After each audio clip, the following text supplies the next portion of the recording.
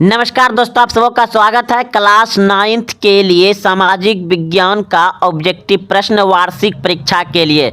तो अगर आप क्लास 9th वार्षिक परीक्षा 2025 में देने जा रहे हैं तो आप इस वीडियो को अंत तक जरूर देखें। बिल्कुल ऐसे ही ऑब्जेक्टिव सामाजिक विज्ञान क्लास 9th में पूछे जाएंगे।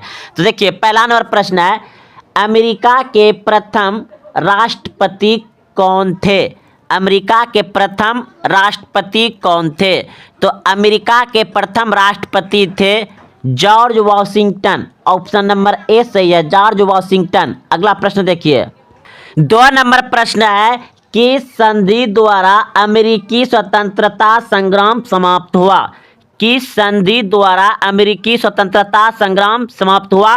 पेरिस की संधि। ऑप्शन नंबर बी सही है, पेरिस की संधि। अगला प्रश्न देखिए, प्रश्न है, फ्रांस की क्रांति किस वर्ष हुई? फ्रांस की क्रांति किस वर्ष हुई?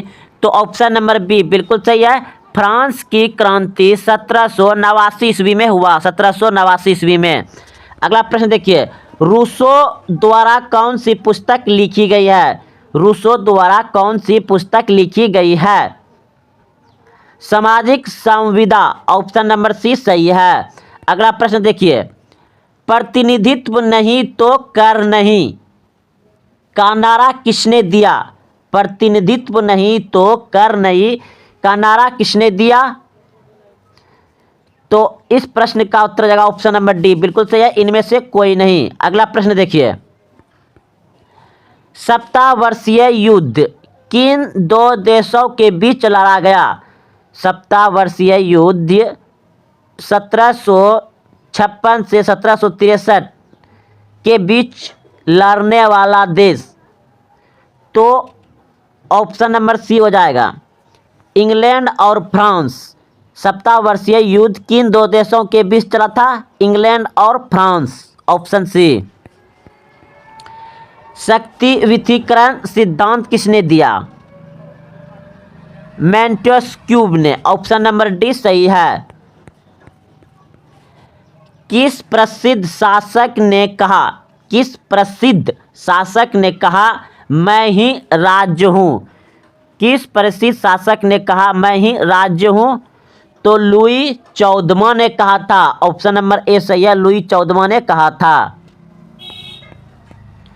बिस्मार्क का संबंध किस देश से है? बिस्मार्क का संबंध किस देश से है? जर्मनी। बिस्मार्क का संबंध किस देश से है? Germany.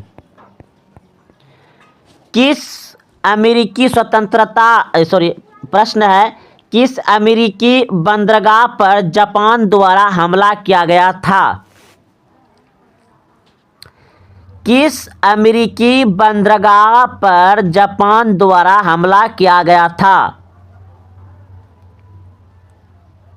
Pearl Harbor. Option number A सही है, ऑप्शन नंबर ए। हिटलर की आत्मकथा का नाम क्या है? हिटलर की आत्मकथा का नाम क्या है? हिटलर की आत्मकथा का नाम है मीन कैंप, मेरा संघर्ष, इसका मतलब होता है मीन कैंप। अगला प्रश्न देखिए, टेल कर क्या था?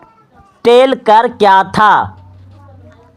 भूमिकर। भूमिकर था, भूमिकर। ऑप्शन नंबर ए सही है, भूमिकर। निम्न में से कौन उत्पादन का साधन नहीं है? निम्न में से कौन उत्पादन का साधन नहीं है? उपभोग। उपभोग उत्पादन का साधन नहीं है, क्योंकि इसे उपभोग मतलब होता है खर्च करना या खाया जाना, उपभोग। भौतिकी पूंजी का गुण्य है। भौतिकी पूंजी का गुण्य है निकृष्य। ऑप्शन नंबर ए सही हो जाएगा। निम्न में कौन मानवीय पूंजी नहीं है? निम्न में कौन मानवीय पूंजी नहीं है?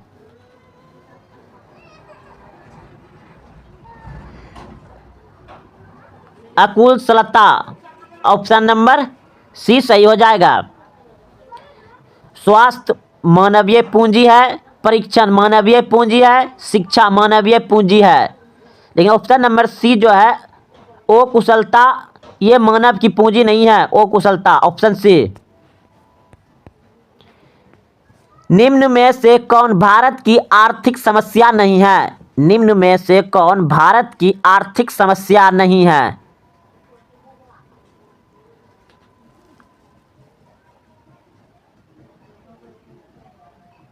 निम्न में से कौन भारत की आर्थिक समस्या नहीं है? तो गरीबी तो समस्या है, आर्थिक विषमता भी समस्या है,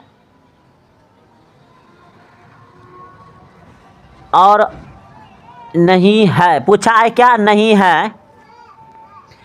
तो ऑप्शन नंबर बी सही हो जाएगा, औद्योगिक विकास। यह जो है कि आर्थिक समस्या नहीं है, औद्योगिक विकास, क्योंकि यह काम को आसान बना देता है, आर्थिक स्थिति को बढ़ाने में मदद करता है, औद्योगिक विकास। अगला प्रश्न देखिए, झारखंड राज्य का गठन कब हुआ? झारखंड राज्य का गठन कब हुआ? झारखंड राज्य का गठन हुआ 15 नवंबर 2000, 15 नवंबर 2000, ऑप्शन बी। यह सही प्रश्न है, क्लास 10th बोर्ड एग्जाम यानी बिहार बोर्ड मैट्रिक परीक्षा में भी पूछे जाते हैं। वैसे सभी प्रश्न है आपका 9th क्लास का। राष्ट्रीय ग्रामीण रोजगार गारंटी अधिनियम, राष्ट्रीय ग्रामीण रोजगार गारंटी अधिनियम, राष्ट्रीय ग्रामीण रोजगार गारंटी अधिनियम जिसे नरेगा कहा जाता है, कब लागू किया गया? राष्ट्रीय ग्रामीण रोजगार गारंटी जिसे अब नरेगा कहा जाता है, तो कब लागू किया गया?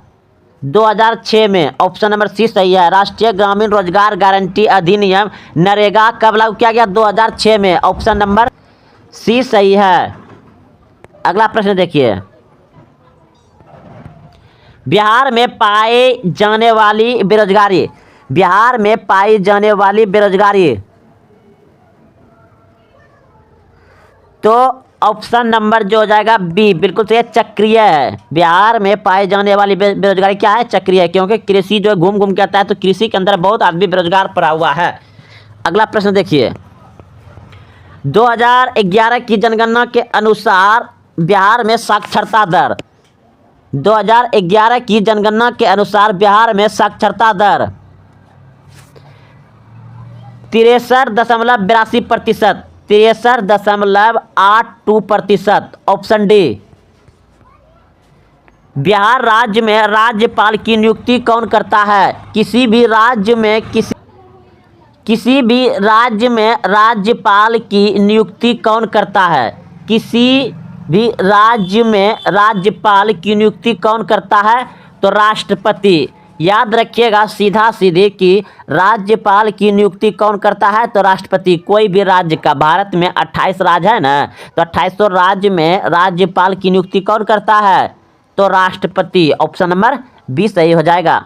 राष्ट्रपति, राज्यपाल का पूरा व्याख्या वीडियो बना चुके हैं, आप लोग देख सकते हैं। अगला वीडियो देखिए, भारत में किस प्रकार की दलीय प्रणाली अपनाई गई है? भारत में किस प्रकार की दलीय प्रणाली अपनाई गई है?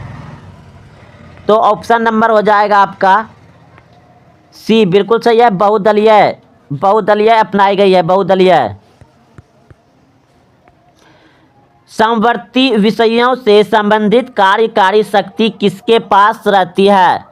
समवर्ती विषयों से संबंधित कार्यकारी शक्ति किसके पास रहती है?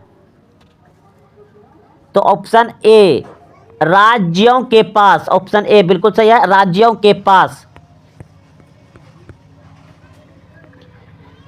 तिब्बती नदी सांगोपो किस राज्य से होकर भारत में प्रवेश करती है? तिब्बती नदी सांगोपो किस राज्य से होकर भारत में प्रवेश करती है? तो Arunachal Pradesh, Arunachal Pradesh, option number A सही है, अरुणाचल प्रदेश। निम्न में से कौन भारत की सबसे लंबी नदी है? निम्न में से कौन भारत की सबसे लंबी नदी है? तो गंगा नदी, ऑप्शन नंबर ए सही है, गंगा नदी। किस नदी को वृद्ध गंगा कहा जाता है?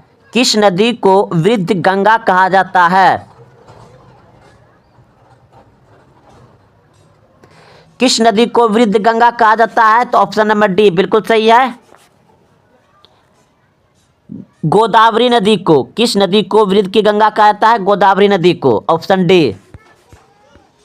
भूटान की राजधानी कहाँ है? भूटान की राजधानी कहाँ है? थिम्पू, ऑप्शन नंबर सी सही है, थिम्पू। भारत में किस राज्य की तट रेखा सबसे लंबी है? भारत में किस राज्य की तट रेखा सबसे लंबी है, यानी समुद्र का किनारा सबसे लंबी है? Gujarat, Gujarat, option number D सही हो जाएगा, गुजरात। निम्न में किसका संबंध नदी द्वारा जमाव से है? तो जलोढ़ मिट्टी का जो है नदी द्वारा जमाव के कारण जलोढ़ मिट्टी है। निम्नलिखित अक्षांशों में कौन भारत होकर गुजरता है? निम्नलिखित अक्षांशों में कौन भारत होकर गुजरता है? तो भारत से होकर कर्क रेखा 8 राज्यों से गुजरता है। कर्क रेखा भारत से होकर के 8 राज्यों से गुजरता है, कर्क रेखा।